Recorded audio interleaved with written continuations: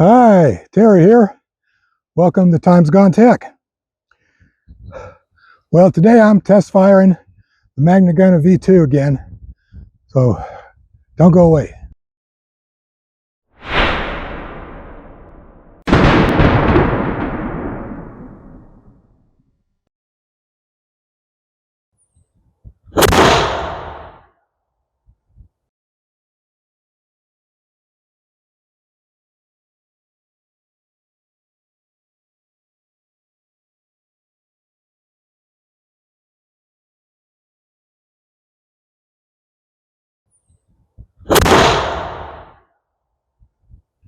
Okay, I'm here at the target.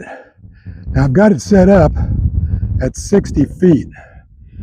Let me show you here. Look, we got a couple hits here. Missed him here. Took his ear off here. Got him good down here. Got him, this one we got him here in the shoulder. We got him here. I went into his ribs. Nothing immediately life-threatening though. Some clean misses. So we got what? 1, 2, 3, 4, 5, 6, 7, 8, 9, 10, 11, 12. So we got 12 hits out of 17. So that pattern spread out so much in 60 feet that we got him a few times, but nothing immediately lethal. Today, certainly not, but of course, back in the 15th century, this one would have taken him out. Let me get over here so you can see it. That one probably would have taken him out. That's a slow, agonizing, painful death right there. There's no way he's going to survive that. It might take him 2 or 3 days to go, but he's going. This one, if it hit a rib, it could bounce off, so that may not hurt him. So, oh, got one down here in the thigh. That one might have taken him out too, so 12 hits.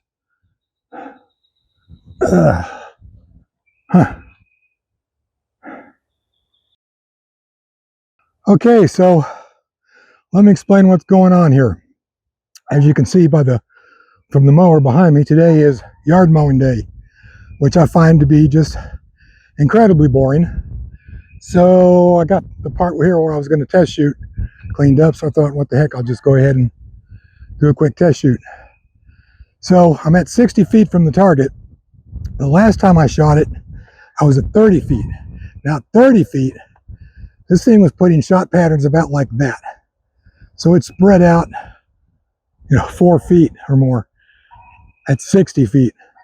So firing into a densely packed crowd, like attacking a defensive position. Let's say I'm up on top of castle wall or village wall and I'm shooting down across the killing field, and I've got 20, 30 men with ladders and pitchforks and all running toward me. This would take a few of them out. You get that many people. I'm shooting against 2 targets, but take 20 men packed up out there, especially we start out at say 90 feet, we get a nice wide shot pattern and full charge. So that shot has enough energy remaining to do some real damage. All of those shot, I didn't show it to you, but all of that shot went through a sheet of 3/8-inch thick plywood. Now, it would probably just bounce off of heavy plate armor, but the only people in a medieval battlefield wearing heavy plate armor would have been the commanders. And this was not intended for them. This was intended for your average foot soldier who basically wore no armor at all and would have been using whatever weapons he had on the farm, rocks, sharp sticks, hammers, pitchforks, whatever he could come up with. So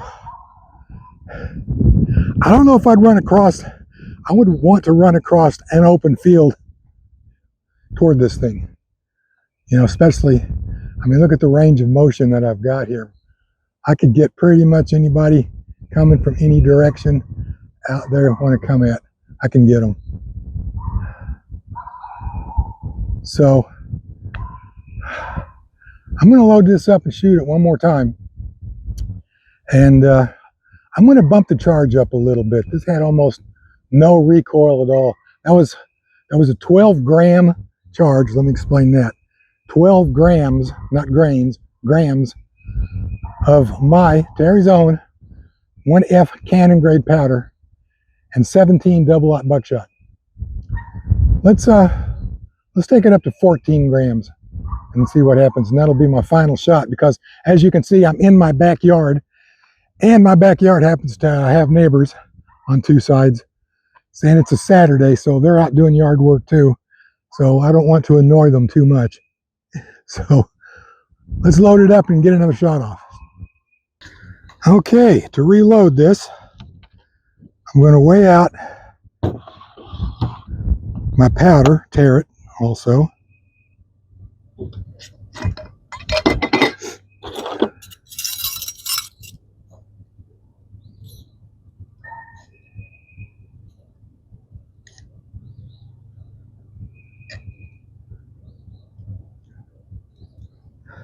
And let me show you the grade of powder that I'm talking about when I say cannon grade.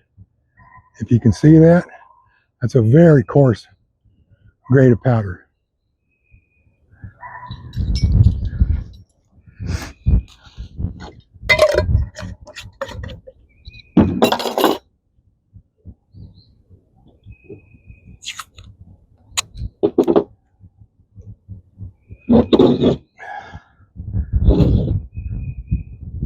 So I'm going to pour that down,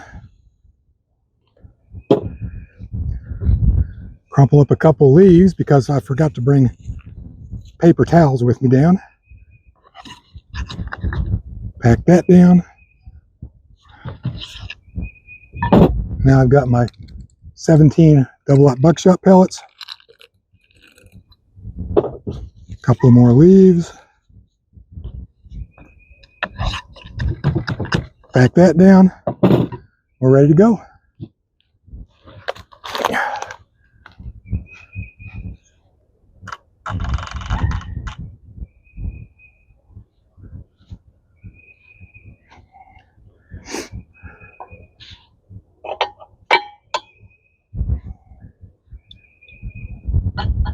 You always want to remember to put that wedge in. You don't want to shoot this without that wedge. So let me give you a close-up from this angle here and show you again how this thing works, just in case you've missed some of those playlists that this is associated with.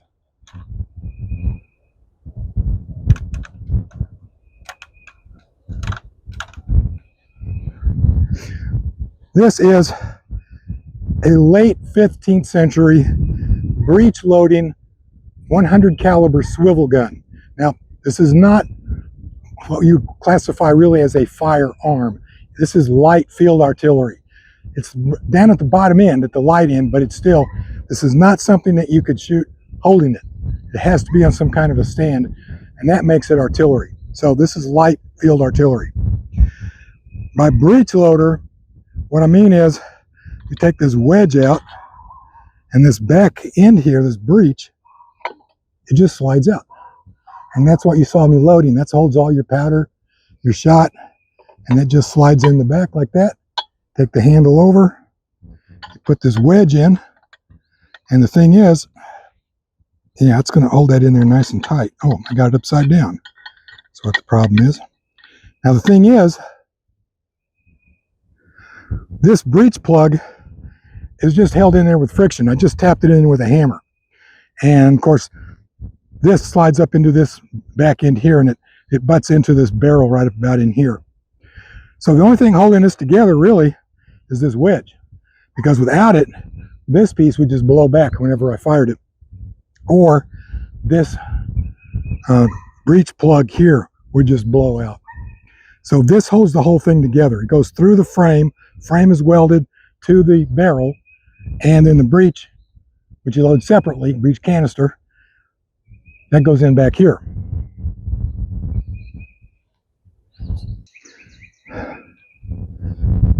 And of course, I'm going to touch it off with this match cord. It's still burning. Oh yeah.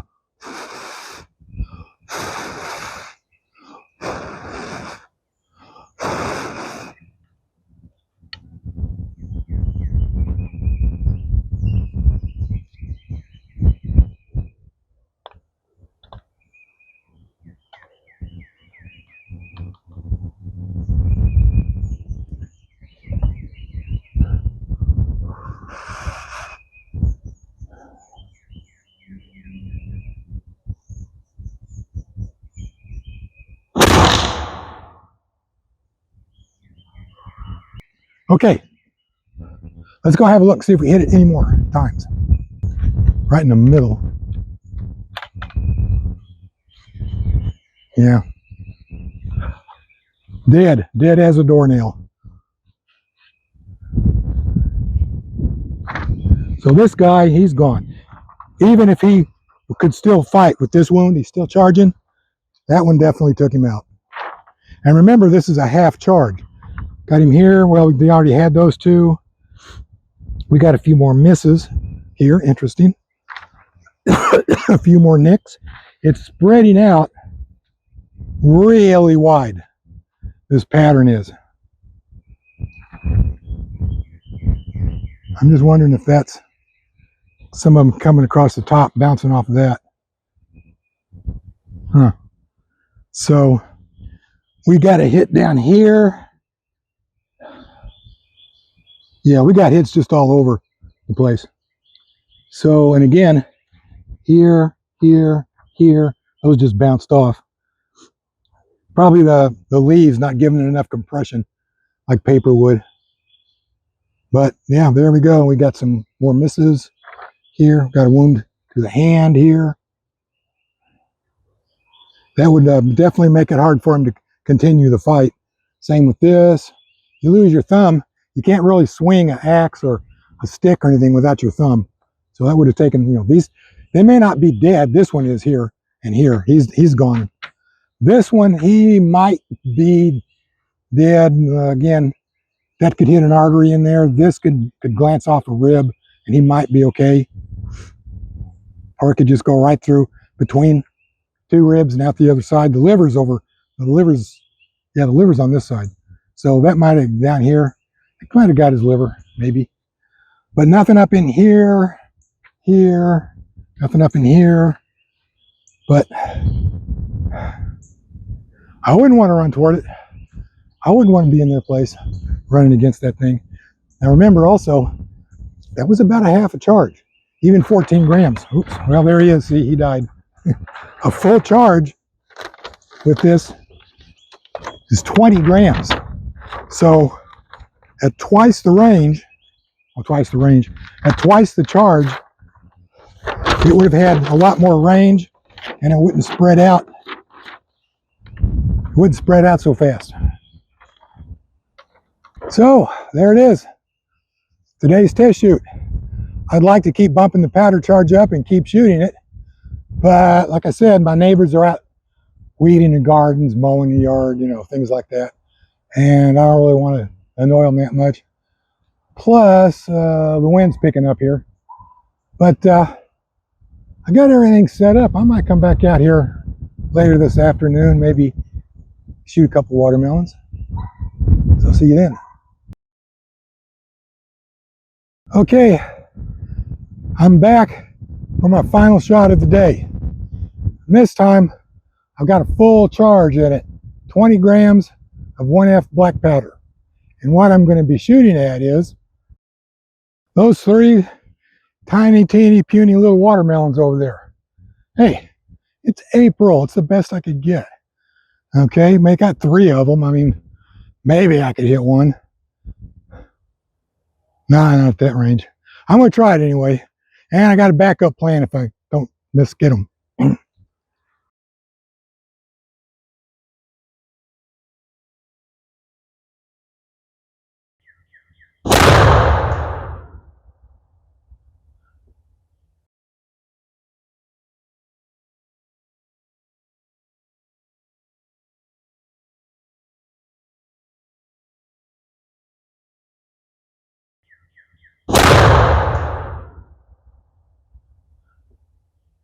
Well, I wounded them, but they're still alive. So my backup plan. No mercy! No prisoners! Ah! Ah! Ah! Ah! Ah! Ah! Ah! Ah!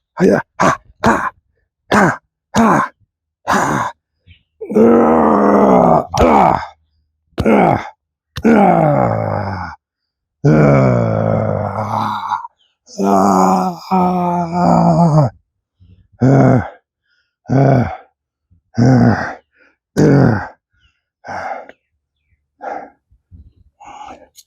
uh, uh. Mm. Mm. R. Lee Army was right. Ah, the best watermelon of all is the one you kill yourself. Mm. Oh yeah. Mm. Oh. Mm. Ah. Hey, thanks for watching. See you next time.